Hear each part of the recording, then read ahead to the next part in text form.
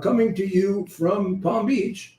But because we're going to talk about that place a lot, we got it in the background, taking a look at it, looking it over, making sure the president is continuing to clean it up, and it looks a little less like a swamp now than it did a year ago at this time. That's for sure.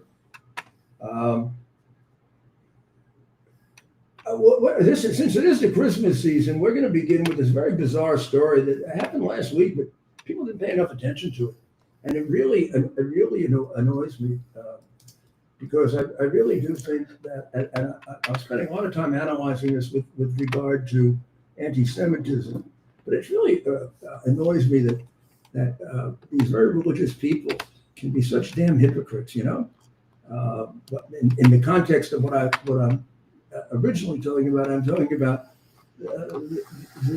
during the video between Tucker Carlson and Nick Fuentes, which I have a three-part analysis of Nick Fuentes out there on my podcast, which you can get by just hitting subscribe on X.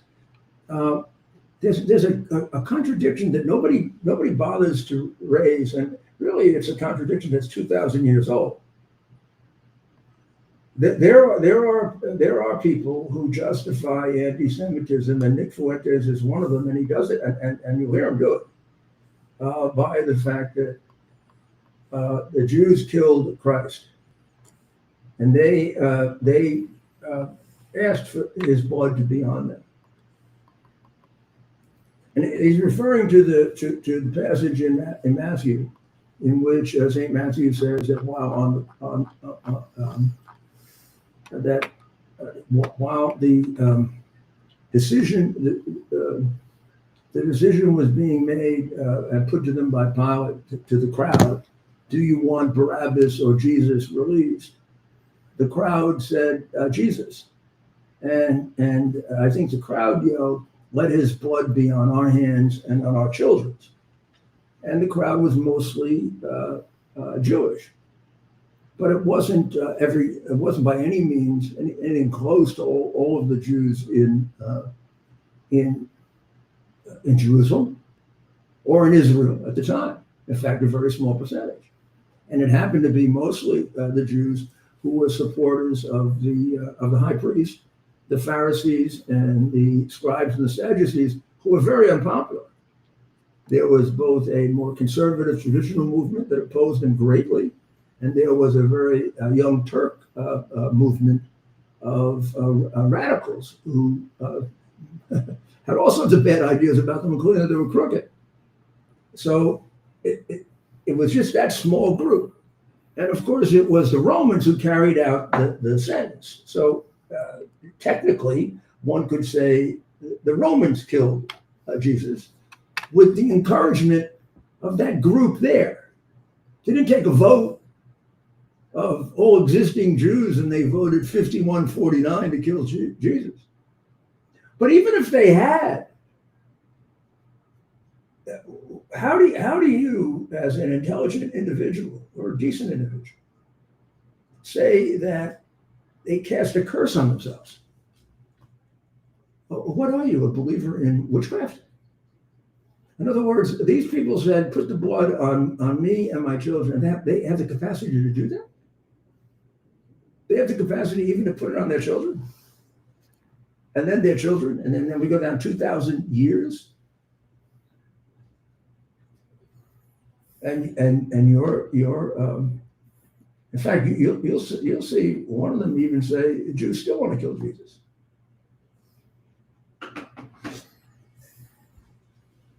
In the old days, way back in Eastern Europe, when that passage was read in Matthew's gospel, very, very often people would leave church and go out and beat up Jews. That's how pogroms started. Now, I want you to think of the contradiction there and why this wasn't snuffed out at an early stage. It was in a lot of places, by the way.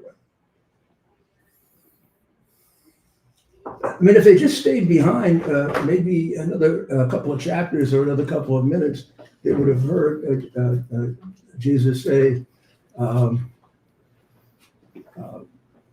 forgive them, Father, for they don't know what they do.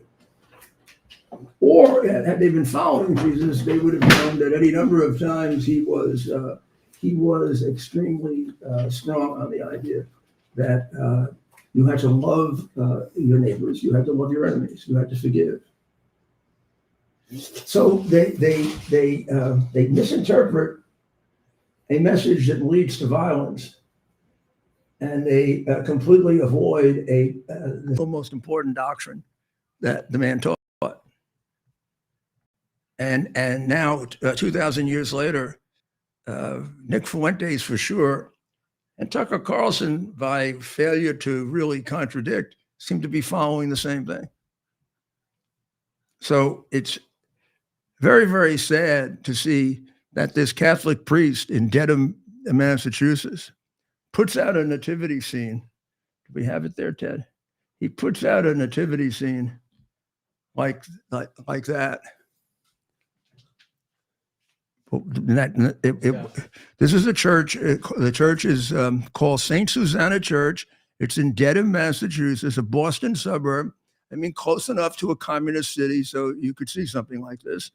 With a mayor who, I don't know if it's very hard to say the biggest nitwit. So they remove the baby Jesus and Mary and Joseph and say ICE was here, as if ICE had taken Mary, Joseph, and the baby Jesus. Maybe this could get a couple more ICE people killed. Let's see, Father. You might actually you might be very proud of the groups that you incite with that, who go beat the shit out of ICE people. And that's what it means to be a priest, Father Stephen Jasoma. What would it be like if Christ was born into the context of the world today? What would he be facing? Well, I don't know, not much worse than he faced. What do they do? Something worse than crucify him? But in any event, you're missing a teaching of your church also, Father. Remember when the Pharisees and the Sadducees tried to fool Jesus? They thought they were going to get him on this and they'd be able to prosecute him. And they said, here's a coin. No. They said to him, because Matthew was a tax collector, and they all hated Matthew. He was a reformed tax collector, but he was a tax collector. And they said to him, should we pay the tax to Caesar? Wouldn't that be Caesar claims to be king over us? And if God is king over us, how can we pay Caesar? And Jesus very calmly says, do you have a Roman coin? And he takes the coin. And he says, and he shows the wise guy the coin. And he says to him, this is in 3 of the 4 Gospels, by the way. He shows him the coin, and he says, well, who's that face on the front of the coin? He says, that's Caesar. Well, render unto Caesar that which is Caesar's. And then he turns the coin over. There's something there. But what's on the back? Caesar on the back. And render unto God that which is God's. We're not of this world. We're of another world with a higher level of morality and decency. What the hell are you doing getting involved in this? And do you realize how much your church, my church, has aided and abetted the death of innocent people by bringing in these slime that are coming in now? You may have made an argument 30 years ago that these people were coming over to work and a few criminals would come in with them. Now, it was more than a few criminals, but you're probably right. It wasn't more than in America. I do think when I was U.S. attorney and when I was mayor, that my citizens were committing more crime than the illegals I had to deal with in the city. I happen to know the opposite now, and there's a reason for it. We didn't have the idiocy, the moronic irresponsibility of a wide open border for 4 years in which anybody can come in. When anybody can come in, anybody comes in. The enforcement mechanisms that we had, weak at times, strong at times, deterred a lot of criminals from coming in. It wasn't worth it. It wasn't worth it to take the risk to send some of your best people here. Well, once you get a year into Biden, you could send anybody here. He didn't know who he was getting. Look at the $1 billion stolen by the Somalis. Half of them have illegal visas. Half. I mean, that's nothing. The Venezuelans come out of nut houses. So I don't know. As a Catholic priest, don't you? When Laken Riley died, didn't you feel? Gee, I wonder if that guy went through a Catholic reestablishment center, and we helped him get in there so that he could rape and murder Laken Riley. I wonder if what we're doing here is right. And are we being really guided by the teachings of Christ, who said, "Render to Caesar that which is Caesar, and that which is God's"? Or are we being affected by the hundreds of millions of dollars we get? Nobody gives us hundreds of millions of dollars, which we would have to give up. I don't know.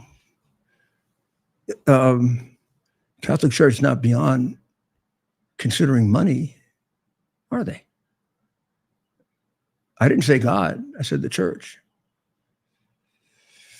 So, Father, get the hell out of politics.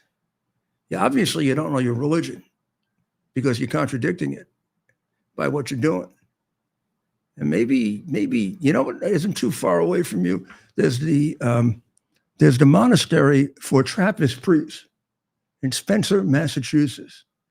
Why don't you get in your car? Why don't you drive there? Why don't you spend a year there and keep your mouth shut like they do and reflect on all this and then come back?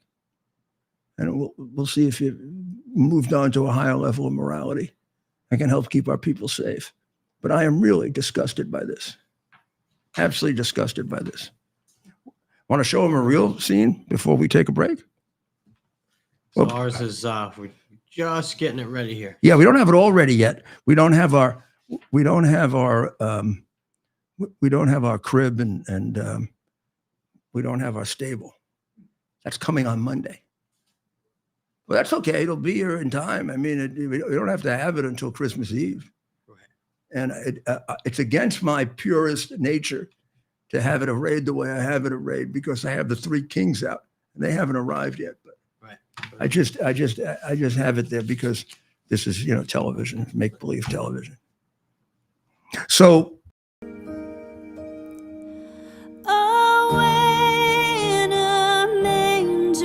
No crib for a bed, the little Lord Jesus laid down his sweet head.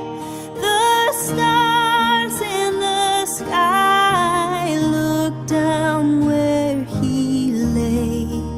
The little Lord Jesus asleep on the hay. That next week with the proper, but I want to assure you it's nice and warm here and the baby won't get cold. All right.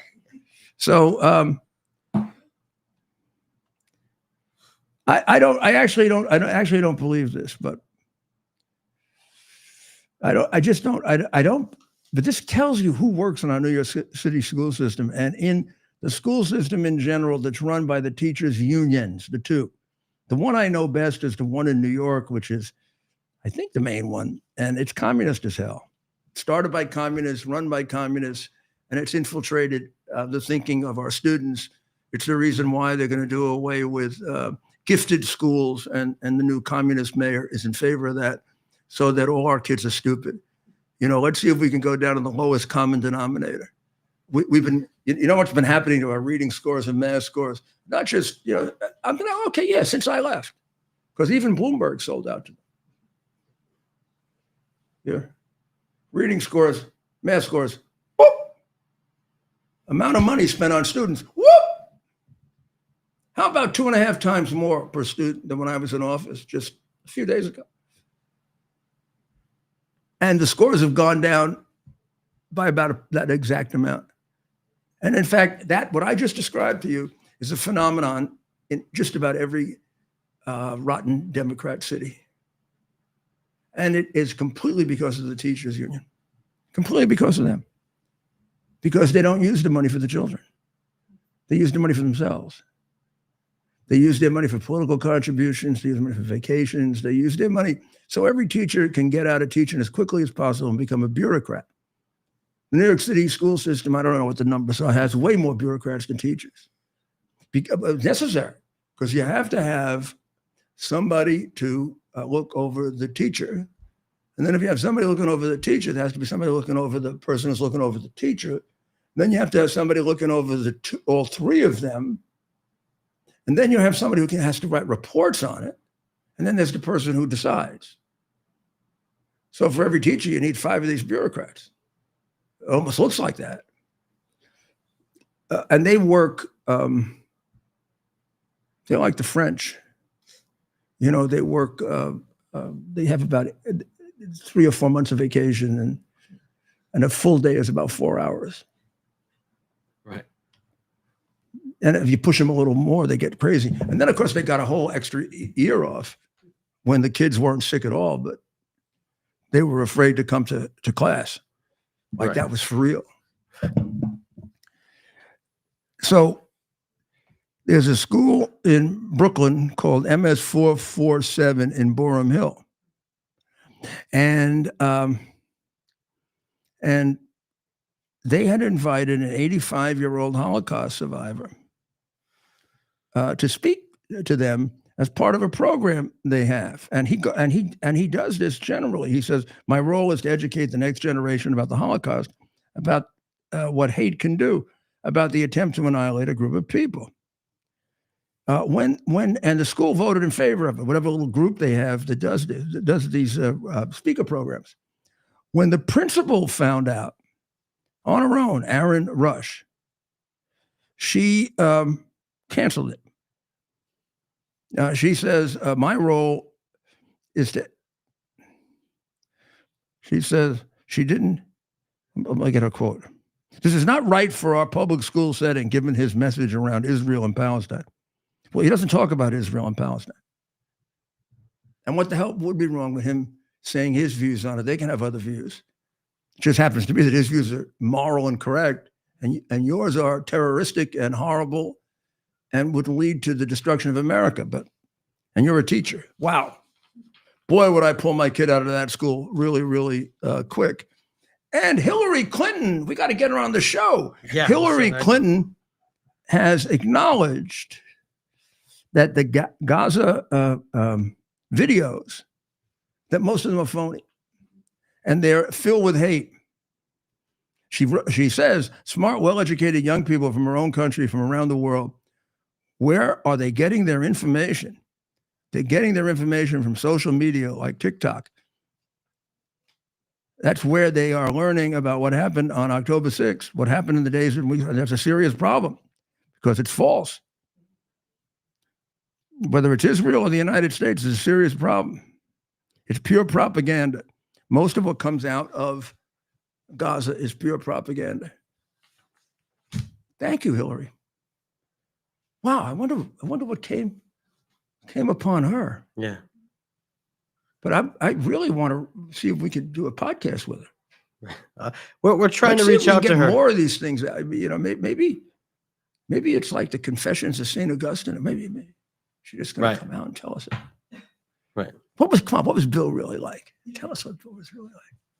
And did you guys really, you guys really take money when you were in the Arkansas State House? Is it really true you were taking money left and right, and you were funneling it through your law firm? Who knows? You know, if people get to be a certain age and they want to confess. I was always good at getting confessions. Right. How do you think I'd prosecute all those mafia guys? Right. Have we taken our break? Have we taken our break? No, we have not. Well, I think we have to take our break. We got to take a break. We got to pay the bills. We won't be able to buy dinner. So support our sponsors. We'll be right back. Here we are, pretty much at the beginning of the process here at this pristine, I call it a laboratory. It's not like a factory, it's like a hospital. This is the beginning of the process for roasting. Deep grain, very good quality. Most people don't use this quality. We deal with small farmers because they like to know who we're dealing with. They give us the highest quality, all organic, non-GMO. You should know all Arabica beans, no Robusto, all Arabica.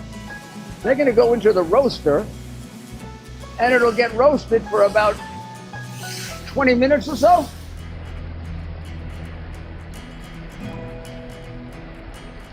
Oh my goodness, look at these. My goodness.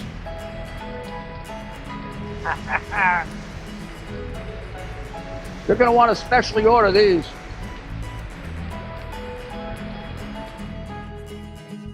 This is what goes into Rudy's coffee.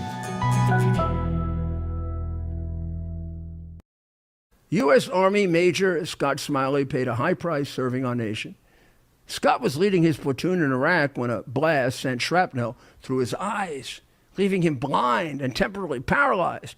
Scott would become the first blind active duty military officer before medically retiring years later. Thanks to friends like you, the Tunnel to Towers Foundation gave Scott and his family a mortgage-free, specially adapted smart home. Show your support for America's heroes now. Donate $11 a month to Tunnel to Towers at T2T.org.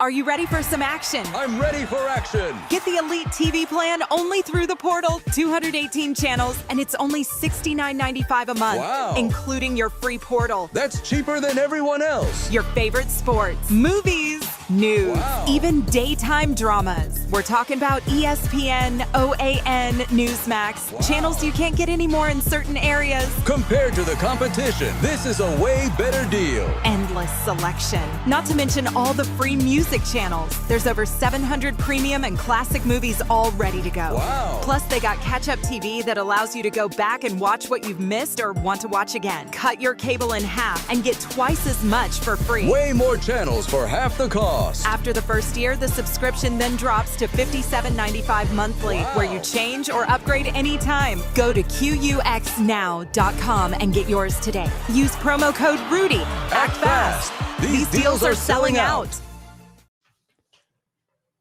Welcome back to America's Mayor Live. And things in the Ukraine couldn't be more confusing, right? We have the president very optimistic. We have his negotiators, I think, on their way back to, going to Ukraine now, trying to explain to Zelensky why he should agree to an agreement that gives him nothing. Oh, in fact, makes it worse than the situation is right now by having to give up extra territory. And he's got Putin saying that they had a very good 5-hour meeting. But then Peskov says that there are a whole bunch of things that still have to be decided. And Witkoff and Kushner are saying that they think they have everything, in hand. I don't know. I think we're getting snowed. I really do. Meanwhile, they're killing each other, left and right. The Russians continue to hit the Ukrainians, and they hit them in civilian areas. They don't, by and large, you don't hear too many Russian attacks on the military, on the Ukrainian military, or on their drone facilities, or on, which is strange. Maybe they don't know where they are. I don't know, but they don't do it. Most of the Ukrainian hits you see they're very targeted, and because Ukraine has to be more careful because it doesn't have the resources, they're hitting the oil. They're hitting the oil infrastructure. They just did 2 major hits, and given a combination of the sanctions, both American and European. And the European ones are now very serious, right? And the fact that even if they hit a facility that supplies 3% of the oil, given everything else that's going on, that's going to be a hit. And then maybe they do one with 2% of the oil, and they do one with 5%. And then that's all of a sudden it starts to mount up. And that's what they're doing. And there's no prohibition against that. And the number of civilians they kill is much smaller if they do it at all.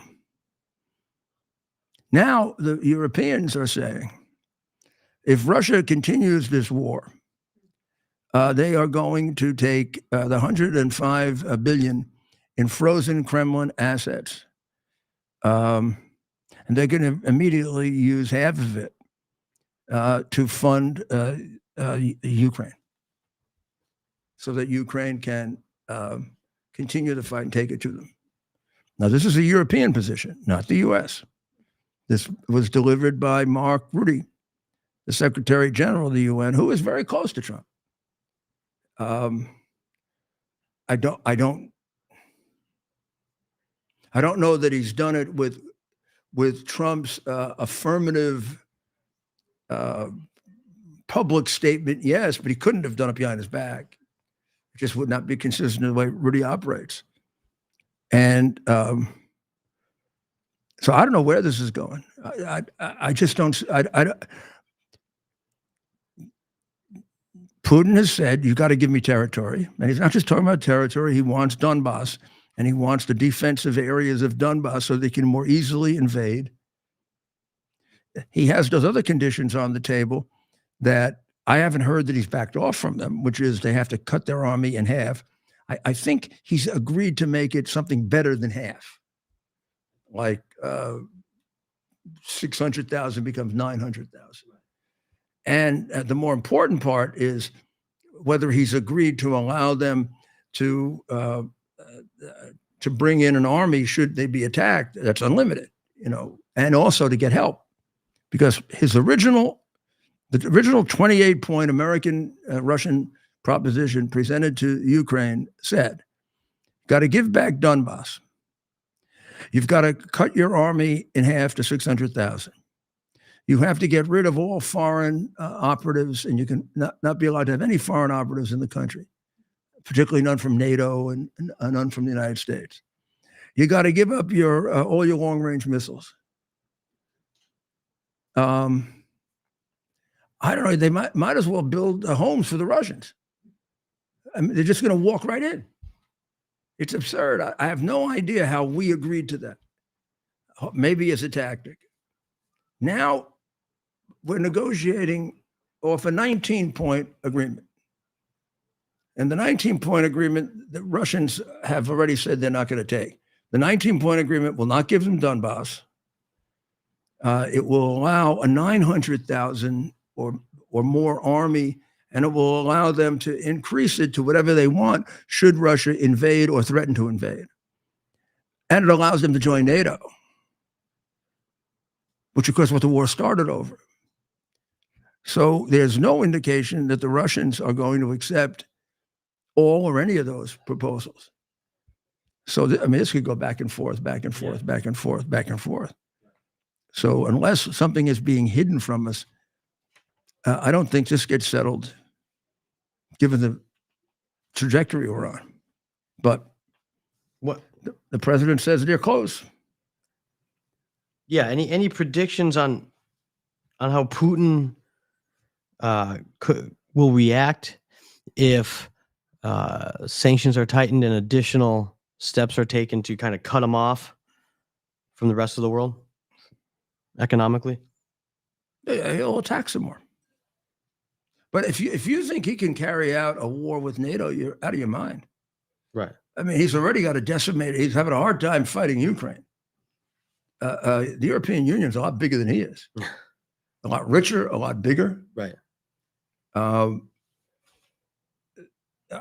He doesn't unless he really wants to go to nuclear war in a land war. If you couldn't take Ukraine, how else he can take Poland, Czechoslovakia, Romania, Slovenia, Slovakia, not to mention Italy, France, Germany. Right. That's rearming. Yeah, it's going to be tough. And you think the United States would really sit back for that? Well, they couldn't. I mean, we might as well just not be a country anymore, because we will have completely violated our most sacred obligation, which is our NATO obligation. He's a complete bully. He's a complete, absolute bully. And the fact that we act so worried about him is what makes him so powerful. We should just tell him to go to hell. He's not getting any territory back. And if he continues it, we're going to give them not only sanctions, but we're going to give them the equipment that they need, the Tomahawk missiles, to kill his economic infrastructure. We'll try not to kill any Russians. We'll just starve you to death, which we could do. Mm-hmm. I mean, most of Russia is right there in the western quarter of Russia. If you decide to take out all the rest of their facilities, and you also give Ukraine a decent air defense, this could become a very different war. He doesn't want to fight that war. His country is close to economic collapse already. I don't know why we don't get tough, but you notice I'm not the president. Something really funny happened. Halle Berry is attacking Governor Newsom. I saw that. I don't get it quite, but there's some kind of menopause bill. I'm not a big expert on menopause, but there's a menopause bill that he won't sign. Why? He signs everything for everybody, and he gives them anything they want, but he won't give the ladies money for menopause. Yeah, He gives you money for not working. Means. Yeah. You can work if you want to. Menopause, you can't do anything about. You just get it. Yeah. Well, let's. So I mean, it would make more sense to give him a little money for menopause than it does for not working.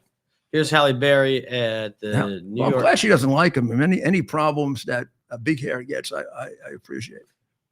Should we listen to her? Yeah. It's always good to listen to Halle Berry. My great state of California, my very own governor, Gavin Newsom, has vetoed our menopause bill, not 1, but 2 years in a row. But that's okay, because he's not going to be governor forever. And with the way he's overlooked women, half the population, by devaluing us in midlife, he probably should not be our next president either. Just saying. Just saying. Oh wow! So this was at the Deal Book Center Summit in Lincoln Center in Manhattan this weekend, and it was like a whole group of Democrats came on after her, and they were like shocked that she went after him, but it was great. And Governor Shapiro is out of his mind angry at Kamala and feels that she betrayed him because she says that she didn't pick him because he's arrogant, domineering, and captivated by vice presidential perks. That's all he asked about. He says, like a true Pennsylvanian, that's complete and utter bullshit. I can tell you that her accounts are just blatant lies. And he goes on and on and saying, this is just a cover. This is just a cover for the terrible campaign that she ran. So this is nice. I'm glad they're fighting like that. It's good for us. New Orleans is up next for a immigration cleanup. Yep. They need a lot more than an immigration cleanup. Wow. I remember when my good friend Eddie Maple went there to try to clean up crime, and Eddie Maple could clean up crime anywhere. He was one of the people that built the CompStat program with me, and then exported it to different places. It worked everywhere in New Orleans. They said it was so corrupt. They did numbers. He spent a year trying to put in a program where they would give him honest numbers. After a year, the numbers were more dishonest than they started. And it's impossible to use the CompStat program if you don't get honest numbers. So he had to leave. I don't know if they've gotten any better. I'm not sure. So now there's no climate. I think they've pretty much given up completely on climate change now. You know that, right? It's like after Gates announced that you'd be much more damaged if the Earth got cold than if it got warm. It sort of broke the whole thing, and he thought we were investing too much money in it. But who's the guy that was putting all the money into him? I think when they lost Gates, they figured, oh boy. Right. And now Trump has changed all the cafe standards. So we don't have to drive around with cars and chargers. Right. Right? Right. So let's go back to the big story. of which there are two, right? Right. One of them is the boat. Yep. And the testimony today by the admiral. Right. Behind closed doors. Behind closed doors, but pretty much leaked completely, right? Right. We've killed 80 people so far. Now they want to know how many did we kill this way. But they didn't want to know how many Bush killed and how many Obama killed this way.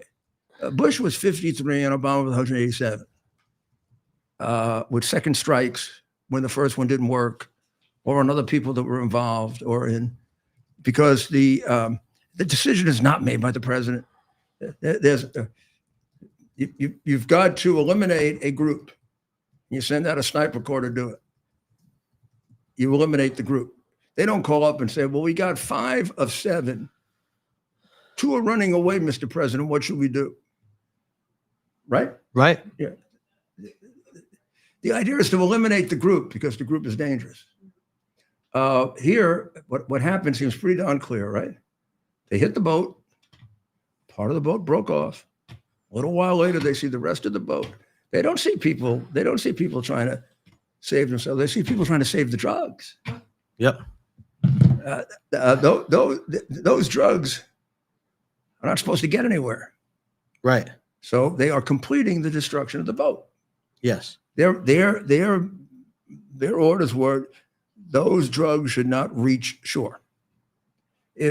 Exactly how were they going to? What was it? They going to parachute out of the plane and go help them swim? The guys would have killed them. It's absolutely ridiculous. These moronic Democrats. What happened to the idiot last night who said there is no narco-terrorism? Yeah, he got lambasted. Did he straighten himself out? Yeah, I haven't. He has Did not. he just leave Congress? Yeah. There is no such thing as narco-terrorism. As he's saying that, somebody's probably dying of fentanyl. I mean, where do we find these people? So they're trying really hard to get Hegseth, and it's kind of ridiculous to stick it on the Secretary of Defense. This is a battlefield decision, right? The order is, this is a drug boat, eliminate it. Don't let it reach shore. That's their mission. Now it gets cut in 2/3 and 1/3. And part of it gets rediscovered heading towards shore. And they're trying to put it back together so it'll get to shore. So what are we going to do? Go down there and help them get to shore? So they at least can kill a couple of kids? You really got to wonder. I mean, it's just another example of them wanting to go against the president. We have some breaking news, Mayor. The United States has just eliminated yet another boat of narco-terrorists attempting to smuggle drugs that'll likely end up in the United States of America. Bear with us. We're pulling up the video. This is from just an hour ago. Was this our friend Nick Sorter, who has very good sources in the government, has posted this video. 3 shots. How many shots? We'll see what the video shows here. We're pulling it up. Looks very similar to what we've seen before. Did you notice the admiral's name was Bradley? I wonder if he was related to General Bradley. General Omar Bradley. So yeah, very similar to what we've seen. Is that the other one? No, this is a newly released video, according to Nick Sorter, our friend Nick, who's got some very good. That boat's moving fast. And that's full of whoo, and then there it goes. Now we're not sure here. Does this cut away or is this a different shot? Right? It looks like what we have here is just different angles. That looks to me like the first one. That said unclassified. Well, our understanding is that You're this is telling me this one. is one that happened today. This is what is being reported again by Nick Sorter, independent journalist. But I trust Nick because I do know his sources. You cannot tell if the boat was completely eliminated by that shot or there was any of it left. Right. So does it? I'm going to see if we can't get Nick on the phone here. Well, no, let's go back and show him the old one first. Okay. And the 2 shots. They have not. They still, unless you can find it, Mayor. They have not released the second shot. No, and I might be wrong, but I can usually find these things. I thought they did. I thought they did. Maybe behind closed doors. People have seen it. because they reported on it. Right. So let's see. This is ABC News actually backing up with video what happened. What does that mean? Backing up with video? What happened? Source familiar with the incident. The two survivors climbed back onto the boat after the initial strike. They were believed to be potentially in communication with others and salvaging some of the drugs. Because of that, it was determined they were still in the fight and valid targets. A JAG officer was also giving legal advice. This bad. So they get. I mean, obviously, ABC News didn't get obviously them our out. friend is laughing because it's of course you get it. They're trying to get the drugs. You're supposed to stop the drugs. They're drug dealers, and you shoot them, and you're a member of the military. Thank you, Admiral Bradley. It sounds like you're just as good as your relative, General Bradley. General Bradley was a great general of the Second World War. And he's got a And tank, 50 right? Named 57 Bush strikes, 563 Obama strikes of a similar nature. And how about? And we didn't hear boo. I mean, in a lot of those cases, Obama ordered drone strikes on American. These are some of them were American citizens, if I'm not Yeah, mistaken. convicted of nothing. And in one Other case, than, other than his, they, other than the same intelligence services that were the 51 spies who lied, right, telling him that they would be killed. right. Thank God he wasn't in office when Trump and I, had the hard drive, and they claimed we were Russian agents. They might have put a drone on me. But nothing from the press during those years, and of course, No, but the press just naturally believed that this was going to be good for the spread of communism and bad for America, so they left it alone. and why haven't they? You'd think they'd have identified somebody on that boat, right, as being some poor innocent fisherman that they could, show as an example of what's going wrong here, but they're yet to do that. If you take a look at this, Ted, Yeah. If you look at the boat moving in the water, I don't know if a fishing boat that goes. Those are speed. No, I'm not Do you disagreeing. have any idea how fast those drug boats go? I used to go on them. I used to go on the DEA boats. Oh, the Of course, DA's got to have. That was 20 years ago, and they were a lot slower. But I used to love going for rides on them. I bet. And They they would sometimes, even after I was mayor, because I was so close to DEA, and they got a new boat, they bring it to New York and let me take a ride in it. And right. we'd go all around the island in like 3 minutes. We'd Right. start off. We'd start off downtown. We'd get in. We'd go up to the Brooklyn. We go up to the George Washington Bridge, and then we'd swing all the way around, and we come all the way back, and we go all the way up to the Triborough Bridge. And it's like it was about 10 minutes. Yeah. I couldn't see anything. I would try to take pictures. Yeah. And Your eyes are like they were in those days, and I've lost track of it. They were constantly trying to stay ahead of the drug dealers who had faster boats. right. Then No matter yeah. what we did, they would get a faster boat and a faster boat and a faster boat and a faster boat. So these things are not plop, plop, plop, plop, plop boats. These things move like the speed of sound. Yeah. How many engines on the back? If you're a DEA agent, if the DA is working with them, they can look at that. That's a drug boat. Yeah. You can just tell. Yeah. I mean, they got 3-4 engines on the back. Yeah, and they also have so much. These boats are so. The one they're talking about, the first one that went down, had so much. I guess cocaine, because that's what they're bringing in on it, that it was visible. They don't want to waste space.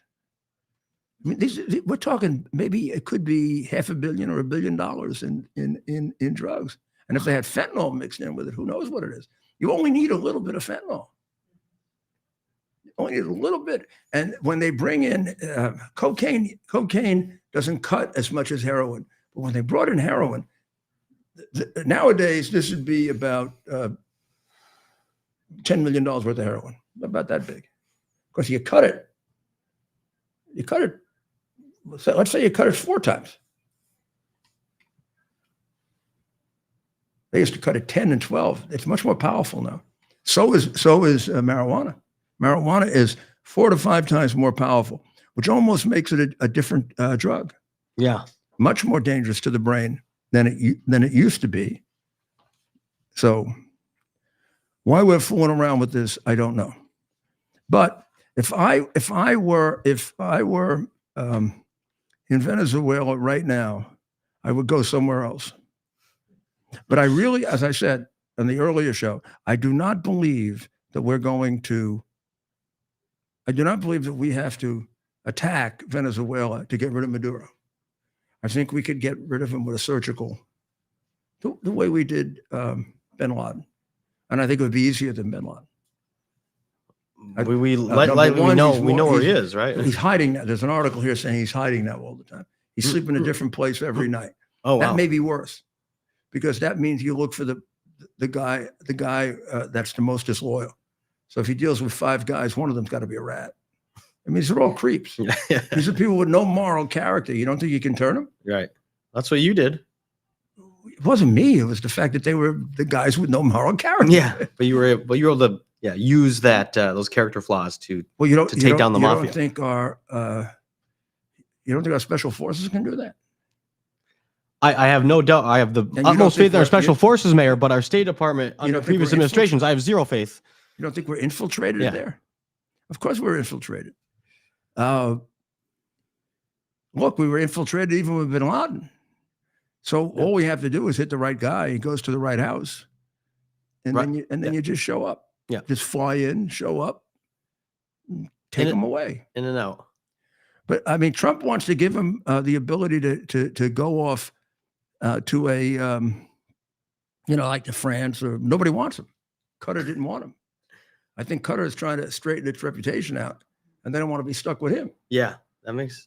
And Qatar, sometimes you could go to some of these countries that needed money, but Qatar hardly needs his money, right? Yeah, they're it's not as if he can offer them enough money to make it worth it. Right. And there's nothing he really gives them in the geopolitical picture. What good it is to have Maduro? What's Maduro going to do for you? So it may be that we just have to do away with him, which would be so terrible. He's been such a positive force. Right. He's been such a positive force for his country. Nobody lives there anymore. There's 7 million. They have 7 million that have left. 7 million people that have left because of him and Chavez. Million. And of course, they're probably the only ones there that work. No wonder the country is in horrible condition. Right. So he's also reaching out for help. Nobody wants to help him. But nobody can help him. He's reaching out to China. They got their own problems. Their economy is falling apart. Yep. Reaching out to Putin. He's not returning his call. Putin is not returning his call. His friend Castro is gone. So Cuba, which has been encouraging him forever, now has lost his number also. And he keeps showing up on the streets and leaving very, very quickly. Like he shows up and he takes off. He got a whole bunch of kids around him. See all the kids he has around him? Because he figures that the sharpshooter may be a little nervous, maybe a little nervous about it. So what do you think of the president saying that he's going to throw? You think the president should throw all the Somalis out of the United States? And can he throw all the Somalis out of the United States? Now, the ones in Tampon Tim State, in Minnesota, like 800,000, including the American citizens. The one, and is there a timeline that we want to start this at? I mean, we're talking about citizens, or well, I don't know. He'd have to have their citizenship. Like the process with Ilhan Omar, they should start. Yeah, I mean if they can prove that she fraudulently obtained her citizenship, right, they can take her citizenship away. How is that question not answered? I mean, we joke about it, Mayor, right? For years, we've joked about it. For the thing that was pointed out in the Post yesterday, racial intimidation, racial extortion. Nobody will raise the question with her because she's black. Just like they covered this billion-dollar fraud up, keeping food out of the mouths of starving people by saying you can't investigate us because we're black. And I mean that's how Jesse Jackson made his money, and that's how Al Sharpton made his money. Al Sharpton would go up to a construction site and say, "You want to work? Well, then hire my people and make some contributions to my thing. Otherwise, we're going to close you down." What the hell? That's the mafia. Right. That's what the mafia did to the little Italian immigrant when they first came over. And so that's still That's why I've always loved them so much. So that's still effective, maybe not as effective, but we're still seeing It is as seeing effective. It is. So we're not beyond that yet. We haven't gotten past that. The DEI. It made it possible to steal $1 billion. That's pretty damn effective. That kind of matches the mafia, and I don't even know if Sharpton and Jesse ever got to that level. But as far as citizenship and Ilhan Omar, okay, I can see how this sort of pressure, especially if you're in Minnesota running for local office, right? Because these people are now voting. Well, and I can't see how you, but if somebody's been made a citizen, yeah, you can have to, you can't throw them out. I mean, you can't. I mean, right. If they're not a citizen and you can declare an emergency, yeah, you probably can. I don't understand what is the pushback on that? I mean, there's no moral. If you're not a citizen, an emergency is declared. Well, we see what's happening there. The answer is going to be most of them are really, really good people and really nice people, and we shouldn't be unfair to them. But is it really true that most of them are really good people and nice people? Is that true? And the ones who live in little Mogadishu, don't want to move out of there, are trying to keep up there, who are trying to convince, like, oh, you get to Michigan, they want to have Sharia law. How about the answer to that is no way. And is there? What are you kidding? You're going to have Sharia law? Well, then leave. You want to have Sharia law? They have a great Sharia law system in Iran. Why don't you go there? Just don't tell them you're homosexual. And is there a, do we look at the folks that came in the last 5 years? Is there a difference between children and, an able-bodied adult male who's been here for 3 years, is not a citizen, an emergency is declared? The media, the press, they try to paint everyone into a victim, and my goodness, this poor person. It'll scare people from coming over. Right. It's like if I were to go to France, if I were to just go to France, Mayor, next month and the French didn't want you to throw you out. They'd throw me out, and I would. All right, you guys threw me out. It's your country. It's not my country. Not only there's no moral issue there. Isn't it their country? It appears they don't like our country. So we're doing them a favor. yeah. They don't like our country. Right. As the president says, everything you ever hear out of Omar, whatever her name is. What the heck is her? Ilhan Omar. Did anybody ever see her citizenship papers or her marriage records? Or they keep saying she's married to her brother and she came in illegally. That would be pretty easy to research, wouldn't it? Who is she married to? Who is she married to? Is she married to her brother, or is she married to somebody else? And why are we still asking the question? And we're a year in now. You got a whole bunch of there's a whole bunch to investigate about her. A whole bunch of her big money fund raisers and donors were stealing money left and right. I mean, did that money end up in her campaign? And when they talk about this issue, they spend more time defending the Somali community than they do talking about what's been done, the harm done to taxpayers, to Minnesotans, right? These folks, whether it's Tim Walz, Jacob Frey, Ilhan Omar, they spend more time shaming us and defending the Somali community and their contributions to America rather than contributions to America. Right. Rather than spending any time. Single contribution so far has been her. I mean, what's their contributions? Right. This witch that gets up and complains about America every day. Right. And hates white people. And again, she is a member of Congress. She's supposed to be representing American citizens in her district, the state of Minnesota. Instead, she spends all of her time defending the greatness of the Somali people. She also defends the Islamic extremist terrorist movement Hopefully, we've done enough with our audience so they know the difference between the good Muslims and the bad Muslims. Right. And of course, all Muslims are not bad Muslims, but there are a lot more bad ones than you think. And they're very well organized and they're very well funded and they want to kill you. It's as simple as that. They want to kill you. Their leader told them to kill you, and that's what they believe. And Right. that's what's written down. Look, I never met Muhammad, so I don't know what he really said. All I can do is look at the Quran, and the Quran is half of it is a hateful book, and half of it is a book. It has a lot of prosaic, silly kind of things in it that pretends to imitate the Bible, and has no elegance, no poetry, but it says nice things. It says that we're all come from Abraham, and although the Muslims are much better, Jews and Christians are okay. And then finally, he tried to sell that in Mecca, and the people in Mecca who knew him said, "Get the hell out of here! You're a madman. You didn't go up to heaven." And God or Yahweh or whatever he called him. Did he use a name for God? Oh, Allah. Yeah, Allah didn't tell you this. And he said, no, Gabriel did. Gabriel gave me all these words. And they said, we don't believe you. Get out of here. And then he went to see the Jews and he wanted to see if he could convert them. And they said, get lost.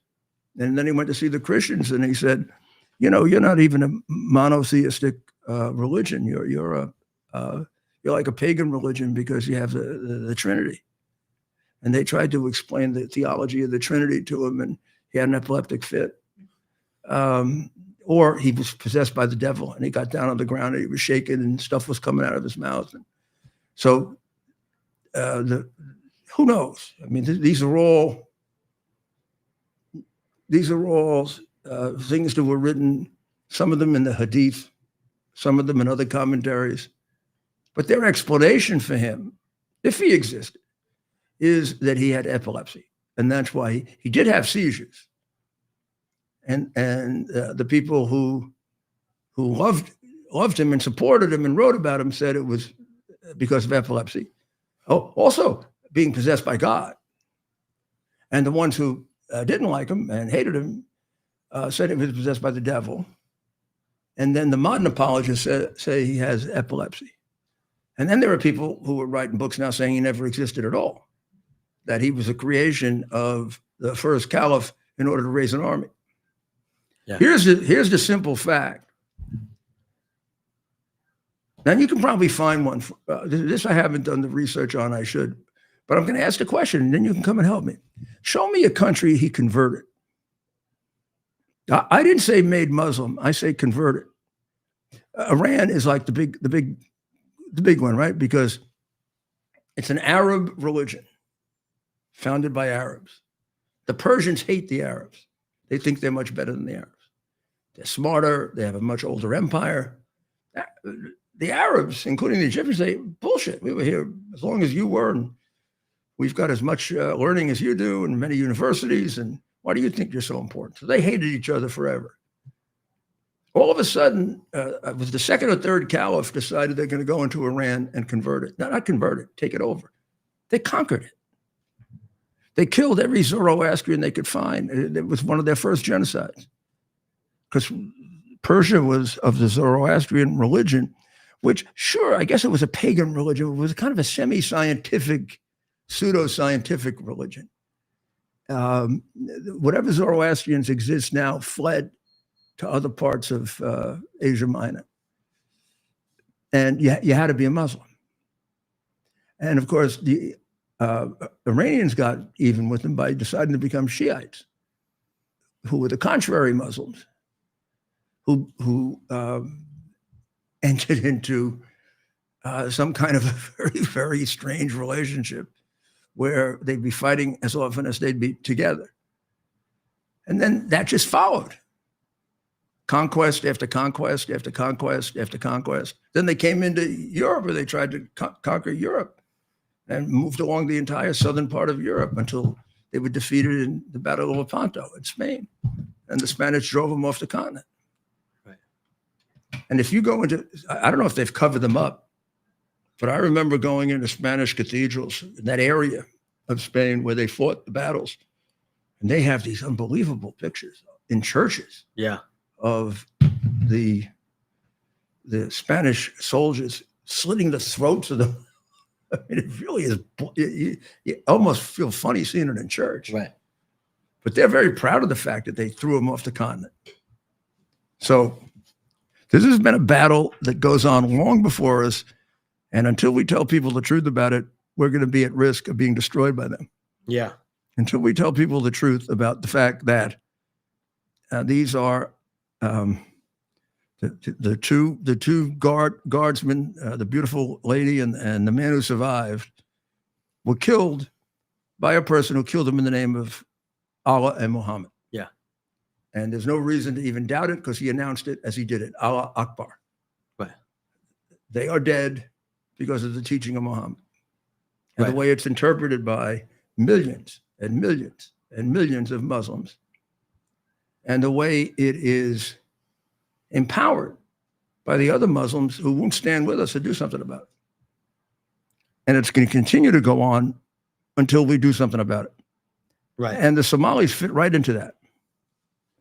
And they appear to be, at least half of them, big crooks.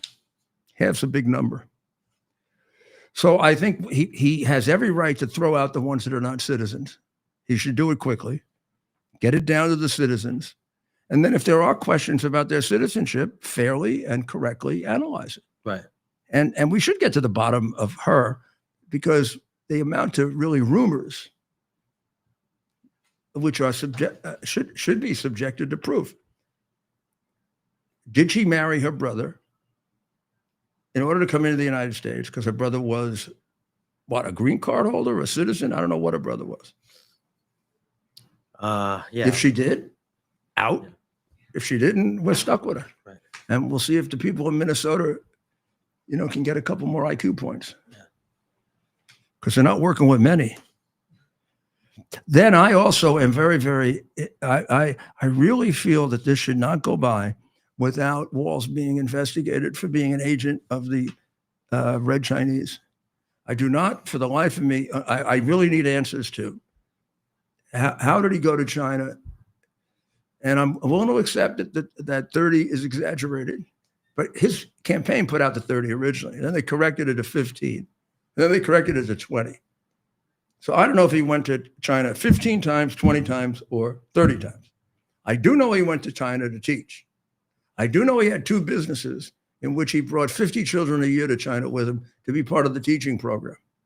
I absolutely know for sure that he had to teach communism because they wouldn't let him come back if he didn't teach communism. And from the things that he said, when he slips, he's very, very favorable to socialism. And socialism, after all, is just the economic system of communism. People who get confused about this should remember, who's the father of communism? We all know that. Karl Marx. Who's the father of socialism? Karl Marx. Get it? And the Chinese are just not going to let you go there and start teaching people an alien philosophy. You got to be a believer. Also, it's a little funny that he was brought in by the Harvard program that turned a lot of spies, some of whom went to jail. So I don't know if I would feel as strongly about this if he had held a press conference and the president had the guts to ask him these questions. And he told us, no, I paid for myself. No, for 15 or 20 years, I was paying for all those trips myself. I raised the money and I paid for them. Or were they coming out of the Red Chinese budget? Because then if you're getting paid to go teach in China and taking a bunch of American kids there. You shouldn't be governor of Minnesota. You should be in a really, really, you should basically be in a federal prison. His defense might be he's so stupid. Yeah, you might have one. Communism? What's communism? Yeah. So, but I want that communism thing straightened out because we keep we just keep letting it pass by. We should keep letting these things just pass by, and we don't. And now he and Kamala are in a big fight, like she is with Shapiro over pick. Now, she really didn't want to pick him. And the reason I think Shapiro is probably really angry is it's quite clear she didn't pick Shapiro because he's Jewish. Right. He'd have been a far better candidate for every other reason. He's much smarter, much more articulate. He's a much better candidate. Don't think he has a communism problem. Hopefully he doesn't have $1 billion or now we got a $6 billion fraud coming along that they're looking at fraud. But politically, would he have been the wrong choice, Ted? Given the problem, would it have? If she had picked Shapiro, right? So she would have lost some pro-terrorist votes, People or whatever they have in the Democrat Party, anti-Israel votes. She would have gained a bigger Jewish vote, and he'd have been overall a better candidate. Yeah, I was very surprised by that. Would not have contributed to the fool factor, the fool factor. I think whoever's making the decision, I think they really thought Tim Walz was the type of guy that could relate with like Midwestern men, sports fans, like the Trump people that may not even vote usually that Trump was able to win over. And it just wasn't like this guy's the opposite of that. The first time they said he was a football coach, but he put tampons in the men's bathroom. I said, this isn't a football coach. And first of all, they began by lying about him. Right. Great football coach, won championships. Right. He was the number 2 coach on the team. Yeah. Number 2 coach on a high school team. Come on. Right. The number 2 coach on a high school team. Then he spent all his summers in China. Couldn't have been there for summer practice. Right? So they're practicing, right? Couldn't have been there for summer practice. But he was supposed to be like the wonderful teacher, coach. And he turned out to be probably a communist, a guy who, and they kept warning her, I guess, even the ones that could get through, that he was a terrible governor. I mean, he was just on the merits. This is what this is what they were trying to get the message. They were getting intimidated with racism because they wanted to get the message across that he was not so much even with the Somalis. He was an incompetent governor, right? And this guy's a bad choice. He's a jackass. What are you doing?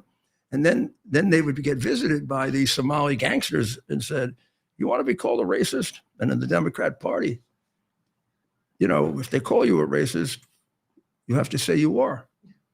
You're not allowed to defend yourself and say, no, you're the racist. So is our friend Pete okay? Ted, is our friend Pete okay?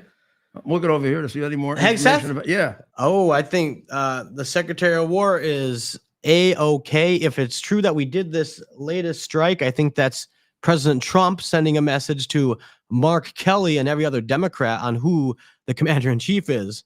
And it's certainly not Mark Kelly or any of these Democrats.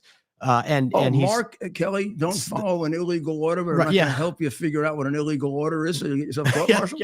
That guy. Or he doesn't want to explain the rest of the Code of Military Justice, which says that there is no prohibition against following an illegal order. Now, the reason for that is because the Code of Military Justice realized how ambiguous that can be. It's a terrible thing to put the soldier in that position. If the Marine platoon leader says, we're going up that hill and we're taking the hill, and the guy sees that the soldiers there are surrounded by children, and he says, well, I'm not going because it's an illegal order. But the commanding officer has determined that he has to do this, children or no children, because those people are going to kill his people. Right. With the children in front of them. Right. So it's terrible to kill the children, but I got to save my men. He can't just say, no, I'm not going to follow the order. Right. I mean, there's a war. This is illegal orders in a war are extraordinarily ambiguous. You can see it with this boat, right? Yeah. So the boat separates. And if it is a continuous action, the order is eliminate the boat. And under no circumstances let the drugs in the United States. There's also a rule that says if people have been in a battle and now they're just survivors and they're hanging on to a piece of junk, right? You got to save them. You can't kill them. Yeah. Right. So which is it in this case? And so somebody when Admiral Bradley says, kill them and eliminate the drugs and the drug dealers, the guy's going to say, Admiral, go to hell. It's my view that they're actually, see, I'm looking at them there, and I don't think there are drugs in there. I think they're just holding on to because they can't swim. So I think we should send them life rafts.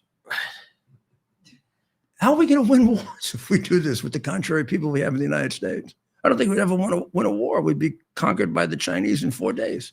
And wouldn't let's have a debate now of whether this is legal or illegal. How about we have a Socratic debate? And what side do you want to take? in a non-obvious situation, Mayor, in a non-obvious situation, which this would be, even if with the boat strikes, an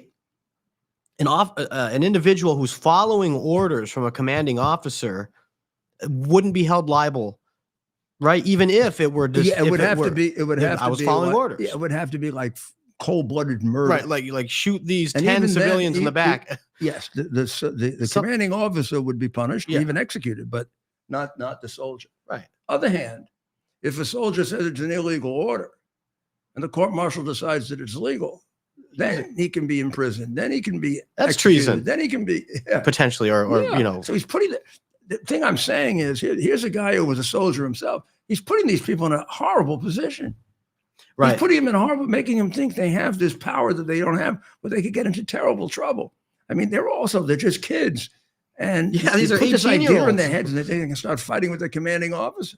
Right. And you have these Democrats out there now. It's And almost you got letting the them military know. turning back to what it used to be. Yeah. I mean, we had a military under Obama. I remember being told about some SEALs that I was disappointed in their behavior. And I said to another SEAL, a very senior one, I said, how could they do that? And I said, well, he said, these are Obama SEAls. These people came in with DEI and they question everything. And if we have too many of them, we'll never win a war again. Right. I mean, the military had a lot of that. It had 8 years of Obama bringing in, guys dressed up as women. Yeah. Who knows what? Right. The focus. And now we've gone back right away. Hicks said, went back to winning wars. You're killers. Yeah. Or You're keeping killers. wars from starting. And of course, that's a little shocking when you say that originally. You're killers, but that's what you are. That's what the military is. The military are killers. They're there to kill to protect us. Because unless you're a stupid little child, you realize there are very dangerous people in the world and or forces that want to kill us. Right. And want to destroy us, either through killing us or maybe in more sophisticated ways, like the Chinese are doing pretty effectively. Right. This is literally life and death. It is. So may I once again, before we close, report on how disappointed I am in Chat GPT and in Grok. and even more so in Grok, because I have more expectations for Grok. That when I asked for information about this guy who put the pipe bombs down, they wouldn't give me any real information, even though it's all out there, and we had to go dig it up. The guy is all over the internet. He is clearly an activist. He is clearly a left-wing activist. He is clearly a Democrat. Right. They hid all of that. And plus, they wouldn't show us a picture of him, and he's black. Right. And when is somebody going to clean this thing up? If he's black, white, pink, or green, when you have a criminal that you're trying to find out more information about, it's just sound law enforcement to get that picture in everybody's home. If I ran a lot of cases, and I ran a lot of cases that got help by public opinion. You put a picture out, and all of a sudden, the next day, you come up with 1,000 pieces of information of which 2 of them are terrific. Yeah, I remember him from college, and he was the guy who, and then you have to sift through. But nowadays, with the artificial intelligence used the right way, you can get through that much faster than I used to be able to get through it. We would go through 1,000 pieces of information, literally go through it. And all of a sudden, you learn by doing it that you can't throw them away, because sitting in the middle there could be the best fact you're going to have for prosecuting the guy. People are tremendous witnesses for you. This guy's been alive for this many years. He's clearly done things. He's there. You come up with a picture of him with that lawyer, right? Right. The left wing. Yeah. The left wing lawyer. Yes. Trump. Yeah, and he brought a case against Trump. Yes. He brought a case against a couple Trump. years ago. We have mugshots of this. These are all facts. If you go on AI on the internet, you don't get, because they're look, they could get those facts 10 times faster than I can. They have those facts. They're suppressing them. And if it were the other way around, if he belonged to MAGA and they come up with a MAGA hat with him, can you imagine? Yeah, they'd be sending it to you. You wouldn't have to ask. Well, and that hasn't changed yet. Right. It's like, remember that the Juicy Smollett story in Chicago? Immediately, they didn't need anything. Immediately when I started searching on this, I said, forget Safari, forget Wikipedia. Let me go to DuckDuckGo. DuckDuckGo. And I was a plug for. We're not paid by them either to say that. I'm not paid by anybody to say that. And I was able to get some of the information that way. Right. And then we called a source who infiltrated Antifa, because I thought he was maybe Antifa. And the source told me, but this is rumor, that he is not a member of Antifa, but he is a member of an activist group in D.C. Tacoma Park group. Also happens to be a metro stop. Which also happens to be the group that in Maryland that were protesting in front of Kavanaugh's house, the group that was at the baseball field when the shooting took place, a group that had some January 6th involvement, a very, very strong left-wing activist group. Yep. Sort of a local form of Antifa. And the person who gave me that information could sit down right now, if they ever would use it, and identify probably half of the 250 Antifa people that were in the Capitol, right, which they have never done. They've never done. They have a text. The text says, my brother got 256 Antifa people in 3 days after. That text could be wrong. That text could be right. But they've never investigated it. Instead, they give us this stuff about the FBI's in there, but there's only 10 FBI. This was orchestrated January 6th by Antifa. I am virtually certain this guy's part of that. Part of the whole picture. To create a diversion. Could have been one that didn't work out the way they wanted it to.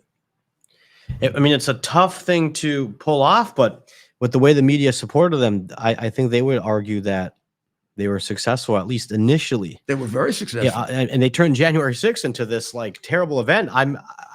It was amazing how fast they were able to do it. There is no question that the most crooked attorney general in American history, Garpadoodle, what's his name? I forget it. I keep forgetting his Garland? name. Oh, Garland. Yeah, Gardoodle.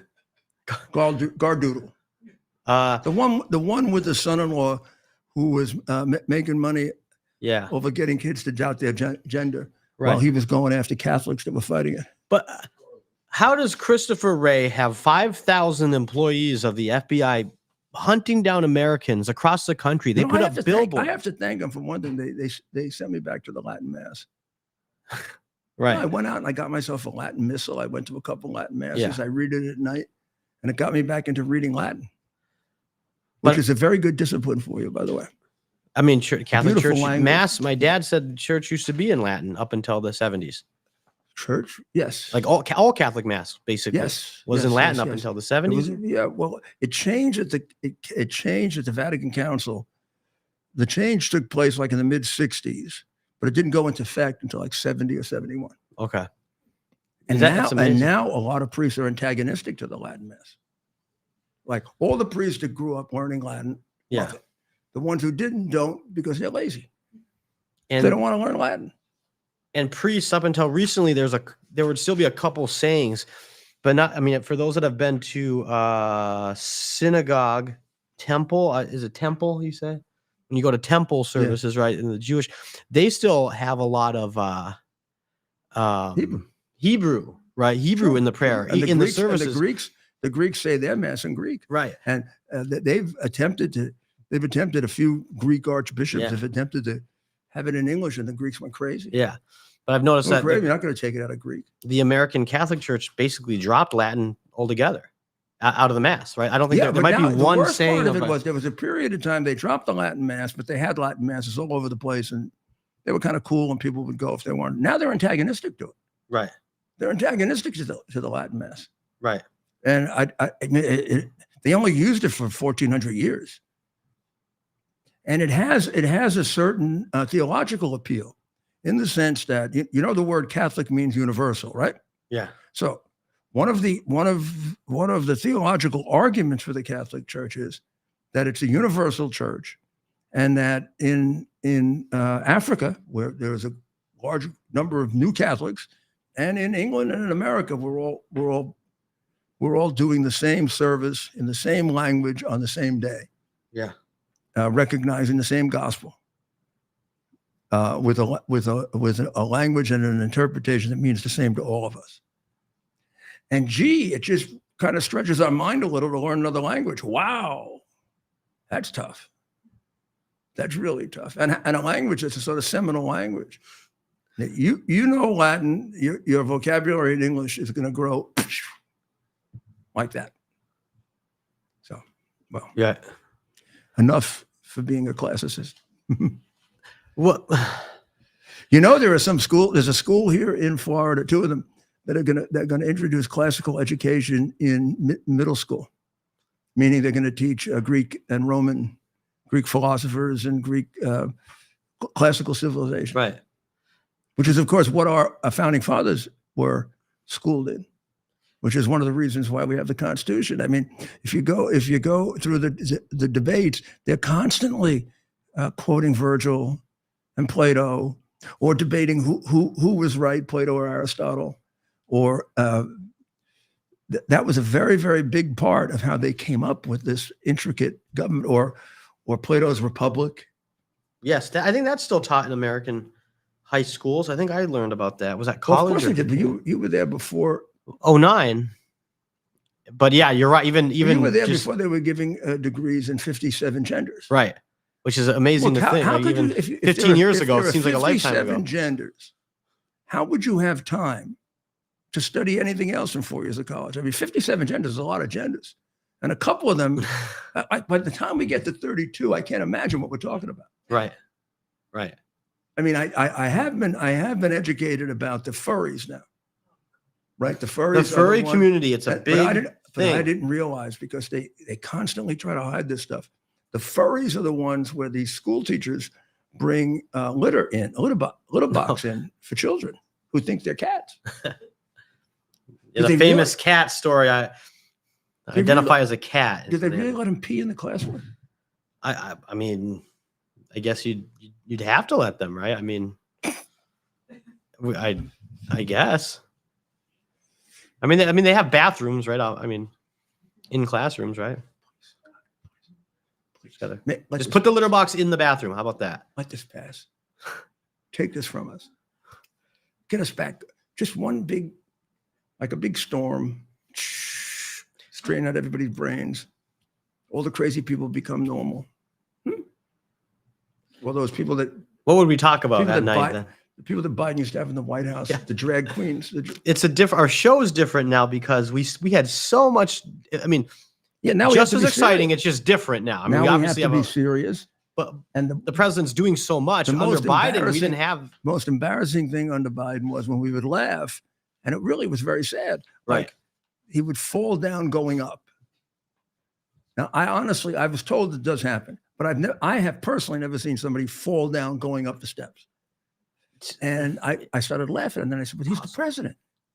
Or he turns around, he looks in the audience to try to find a dead congresswoman who he had just sent a letter to over the weekend of condolences to his wife. She died only 2 weeks before. And he's looking for her in the audience. And I'm laughing, saying, my God. Or when he thought that he gave his uncle a medal, Right. when he was sworn in as vice president. Never and happened. his uncle was dead for 5 years before he was vice president. And his uncle never got such a medal. Never happened. Well, that could just be pure liar. Yeah. Right. Right. Well, we're going to be back tomorrow night. And before that, though, we want you to pray. We want you to pray for the people of Ukraine who are getting whipsawed back and forth. Now they have this corruption thing also. Please separate it from them. People of Ukraine are wonderful people.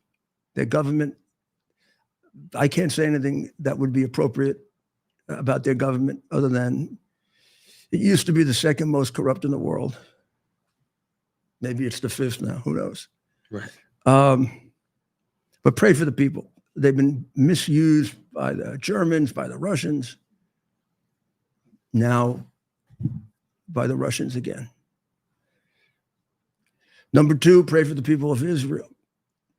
Although under Bibi, boy, you picked the right guy. While they're all talking and messing around, he's doing more and more to wipe out Hamas. Whatever's left of Hezbollah, boom, boom, boom, he's getting rid of them, cleaning out the southern part of Lebanon. Right. He doesn't let grass grow under his feet. Right. In a way, like they have a ceasefire, but they shoot at each other every day. They have a ceasefire, but they shoot at each other every day. But we have a ceasefire. We have to get an update on what's happening. Oh, I know what's happening. It's what's happening. Whenever you got a shrewd guy like Bibi, he's taking advantage of it, and he's cleaning them out more and more and more and more. And when it's over, we're going to thank him. Do you hear Trump getting angry about him? You know, if it gets called to Trump's attention, he'll say, "Well, I don't agree with that." But you know, when Trump gets mad, it isn't, "I don't agree with it." He goes crazy, right? Right. Because he's very straight. Right. He came out with a great video today. Have you seen this? No. Defending himself. Against what? Against the ridiculous lawsuit that I guess continues. Which one? Or sorry, criminal proceedings against Bibi. Oh, Bibi. Bibi Netanyahu. Yeah. Oh, yeah. Sorry. Bibi did a great job. He did his own little defense. Should we play a little bit to close the Yeah, show? sure. You can play it out. I'll say goodnight and you play that. Okay. So also pray for the people of Iran because we want them delivered from the reign of terror, and pray for us because we are trying to work ourselves out of the worst period in our history. We have never had a blacker period in American history with regard to rights, our rights as citizens and our decency and morality as a country than in the last four years. And maybe even before that, when they started all the phony investigations of Trump and the Russian collusion and all that stuff. Working yourself out of that is not an easy thing. It's changing. They were trying to change our culture and our civilization. And we can't answer that question now. Right. So I want you to pray for all of those causes, the people who are in harm's way. And most important, just be thankful that we're here. God bless America.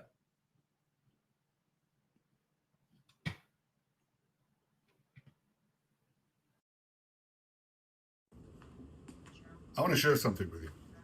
Yesterday, I do a broadcast. The interviewer says to me, "Prime Minister, could you tell us what your trial is about?" So I did. And I was flooded with a deluge of responses of people who said, "Wow, we didn't know." So I thought I'd let you know too. I'm accused of receiving favorable press coverage from a second-rate internet site. In the 250 years of liberal democracy, no one has been accused of receiving favorable press coverage as a crime. That's the so-called bribe. Except when the trial progresses, as it did, it turns out that I didn't get favorable press coverage. I got unfavorable press coverage. I mean, the most hateful, antagonistic, negative press coverage you can imagine in Israel, and that's not an easy thing to achieve. So 2 years ago, the judges call the prosecution in and they say, drop the bribery charge. It doesn't hold. Just let's end this thing. Prosecution refused. Yeah, it's a political trial, and they're not interested in justice. They're interested in getting me out of office.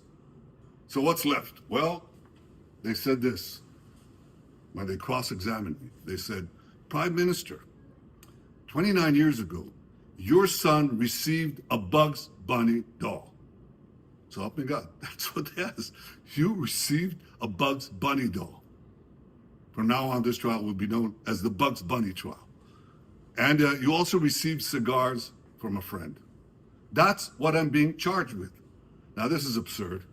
And of course, this trial is just going on and on and on. 6 years of bogus investigations on these idiotic charges. And the trial now has been going on for 4 years. And it's expected to go on for another 2 to 3 years. I have to go into trial. I got to sit down when I tell you this, okay? I have to go 3 times a week, 8 hours per day to discuss this nonsense. Now, it's funny, it's comedic. Yeah, I was a champion debater in my high school, so it's a farce. But this farce is causing the country a lot. There are big things to do. There are peace treaties to get. There's AI and other technologies that are amazing that could change Israel, could change the Middle East, could change the world. That's what we do best in Israel. I can't deal with that. So they asked for a pardon. I asked for a pardon, okay? And we'll see if it comes out. But you wanted to know what this trial is about? This is what this trial is about. Bugs Bunny and cigars. Ridiculous.